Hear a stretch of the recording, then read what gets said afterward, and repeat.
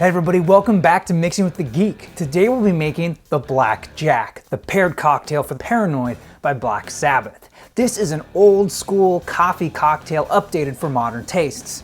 Let's begin. We'll start by chilling a coupe glass and filling it with some ice. Now we're gonna set this aside as we grab our mixing tin and fill it with some ice. Now we add 1.5 ounces of cognac, followed by 1/2 ounce of Kirschwasser. Now this is a delightful cherry brandy that originates from Germany. Now we're gonna add 1/2 ounce of cold coffee concentrate. And finally 1/4 ounce of demerara syrup. And now we shake. Next we grab our glass that's been chilling, dump out the ice, and strain our shaker over the glass. Finally we garnish with 3 brandied cherries on a pick. And there you have a Black Jack. Let's see how it tastes.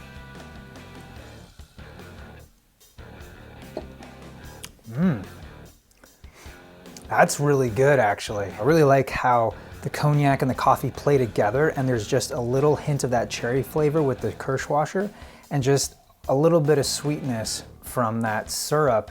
And it just kind of really blends together well. I think it's fantastic. And I love the presentation of the 3 brandied cherries here. So cool. And be sure to use a really good brand of that, or you can also make your own. It's not that hard. Well, that'll do it for this time around. I want to thank you guys so much for watching. Be sure to check out my review of the Black Sabbath album that inspired this cocktail. As always, be sure to enjoy responsibly. I am your Vinyl Geek, and I'll catch you on the flip side.